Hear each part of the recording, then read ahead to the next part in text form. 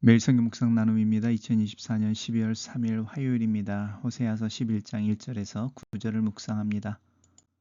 오늘의 본문입니다. 이스라엘아 내 하나님 여호와께로 돌아오라. 내가 불의함으로 말미암아 엎드러졌느니라. 너는 말씀을 가지고 여호와께로 돌아와서 아뢰기를 모든 불의를 제거하시고 선한 발을 받으소서. 우리가 수송아지를 대신하여 입술의 열매를 주께 드리리이다. 우리가 수레의 구원을 의지하지 아니하며 말을 타지 아니하며 다시는 우리의 손으로 만든 것을 향하여 너희는 우리의 신이라 하지 아니하오리니 이는 고아가 주로 말미암아 긍휼을 얻음이니이다 할지니라. 내가 그들의 반역을 고치고 기쁘게 그들을 사랑하리니 나의 진노가 그에게서 떠났음이라. 내가 이스라엘에게 이슬과 같으리니 그가 백합화 같이 피겠고 레바논 향목 백향목 같이 뿌리가 박힐 것이라. 그의 가지는 퍼지며 그의 아름다움은 감람나무 같고 그의 향기는 레바논 백향목 같으리니 그 그늘 아래에 거주하는 자가 돌아올지라. 그들은 곡식같이 풍성할 것이며 포도나무같이 꽃이 필 것이며 그 향기는 레바논의 포도주 같이 되리라. 에브라임의 말이 내가 다시 우상과 무슨 상관이 있으리요 할지라. 내가 그를 돌보아 대답하기를 나는 푸른 잣나무 같으니 내가 나로 말미암아 열매를 얻으리라 하리라. 누가 지혜가 있어 이런 일을 깨달으며 누가 총명이 있어 이런 일을 알겠느냐. 여호와의 도는 정직하니 의인은 그 길로 다니거니와 그러나 죄인은 그 길에 걸려 넘어지리라. 오늘의 본문은 말씀으로 돌아가자라는 호세아의 이렇게 간곡한 호소와 또 회복을 약속하는 하나님의 말씀이 오늘의 본문입니다. 이스라엘아 내 하나님 여호와께로 돌아오라 이렇게 돌아오라입니다. 돌아가자가 아니라 돌아오라. 그래서 요청하고 있는 호세아의 이스라엘 백성들 향한 권면입니다. 하나님께로 돌아오라. 내가 불의함으로 말미암아 엎드러졌다는 형편인 거죠. 너는 말씀을 가지고 여호와께로 돌아와서 아뢰기를 이렇게 이야기를 할 때 우리가 돌아온다, 회개한다라고 하는 부분이 우리가 행한 죄에 대한 후회나 또 그것은 안타까움의 표현이 아니라 하나님의 말씀으로 교훈을 받고 또 경책을 받고 그래서 돌려서 의료 교육함을 받는 그래서 행동으로 바뀌는 그리고 그것의 가이드 또 기준이 하나님의 말씀이어야 하는 것 그 부분에 대한 이야기를 하는 것 같습니다. 너는 말씀을 가지고 여호와께로 돌아와라. 그리고 이제 이야기하는 거죠. 나의 모든 불의를 제거하시고 선한 발을 받으십시오. 우리가 입술의 열매를 드리겠습니다. 라고 하는 부분입니다. 단순히 찬송이나 찬양의 문제가 아니라 이제 마음에서 나오는 신앙의 고백이겠지요. 단순히 물질의 문제가 아니라 마음의 표현에 대한 이야기를 하고 있습니다. 그러면서 아수르의 구원을 의지하지 않을 것이다. 말을 타지 않을 것이다. 이 말은 우리가 뭐 외교적인 전략이나 우리의 힘으로 우리의 안전과 부강함을 그리고 구하지 않겠습니다. 그리고 우리의 손으로 만든 것을 향하여 우상이죠. 우리를 우리의 신이다라고 고백함으로 우상의 힘을 빌어서 그 축복과 보호를 받지 않겠습니다라는 겁니다.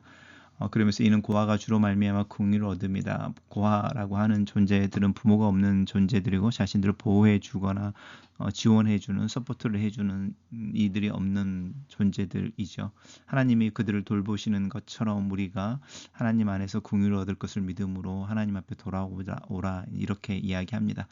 그리고 4절부터 이제 내가라고 하는 부분은 이제 화자가 바뀌는 부분입니다. 계속해서 선지서를 읽을 때 이제 어려운 부분이죠. 이렇게 그 스피커라고 하는 이렇게 말을 하는 사람이 아니면 사람의 존재, 말하는 자의 존재가 어떤 설명 없이 이렇게 바뀌게 되는 부분이죠. 이스라엘 내 하나님 여호와께로 돌아오라라고 하는 부분은 호세아가 이스라엘 사람들을 권면하는 거라면 내가 그들의 반역을 고치고 기쁘게 그들을 사랑하리니라고 하는 부분은 하나님의 말씀이죠. 문맥상의 나라는 말 대신 호세아를 넣어보면 맞지 않는 것을 알 수 있죠. 하나님께서 이스라엘 백성들을 향하여 당신의 사랑을 이야기합니다. 내가 그들을 고치고 기쁘게 그들을 사랑할 것이다. 내 진노가 끝났다. 그리고 내가 그들에게 아침에 이슬과 같이 간다라는 거죠. 특별히 팔레스타인에서는 내리는 비보다 매일같이 내리는 이슬이 사실은 생명의 근원이 되고 농사를 짓는 데 원인이 되고 또 이렇게 식물들을 자라게 하는 이제 근거이죠. 그것처럼 또 백합화처럼 백향목처럼 이야기하면서 뿌리가 박힐 것이다라고 하는 것은 다시 이제 돌아오는 거죠. 애굽을 떠나서 약속의 땅에 들어갔던 것처럼 약속의 땅에서 쫓겨났던 출애굽을 당했던 이들이 다시 돌아올 것에 대한 약속입니다. 감람나무는 우리가 알고 있는 것처럼 올리브 나무를 이야기하는 것이고요. 아름다움이 감람나무 같고 향기는 백향목 같고 이러면서 회복에 대한 이야기를 계속하고 있습니다. 누가 지혜가 있어 이런 일을 깨달으며 누가 총명이 있어 이런 일을 알겠느냐. 하나님이 누구인지를 아는 것이 지혜의 시작 근본이고 또 하나님이 어떤 일들을 행하시는지를 이해하는 것이 이 언더스탠딩이라고 하는 총명함의 누가 사실은 그렇게 해서 혹시 예레미야의 말씀이 기억나는 것 같죠.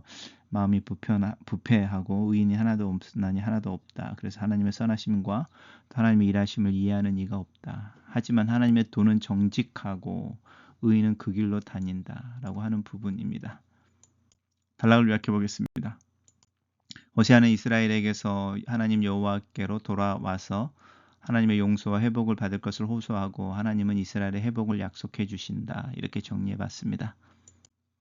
하나님은 완전한 회복자이십니다. 호세아의 호소와 같이 이스라엘이 죄악의 길을 떠나 다시 하나님께로 돌아온다면 하나님은 이스라엘 향한 진노를 거두고 이슬처럼 내려 그들을 위한 양분이 되시겠다 약속하십니다.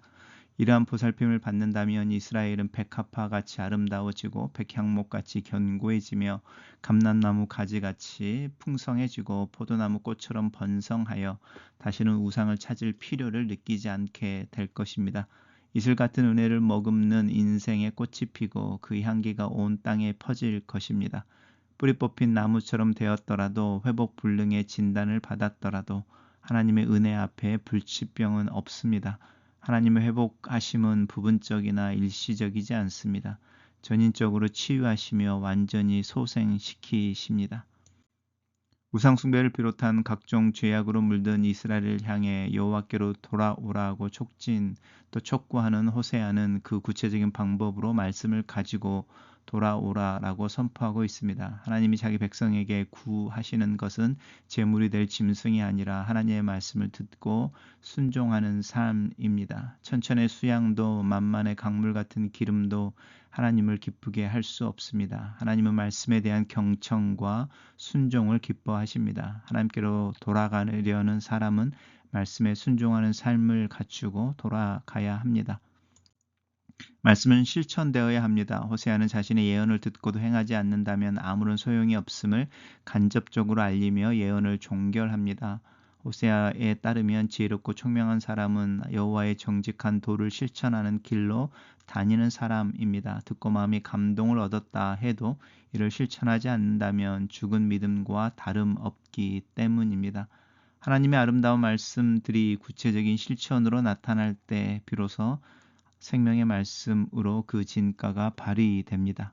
내가 묵상한 말씀은 내 삶에서 생명의 말씀으로 약동하고 있습니까?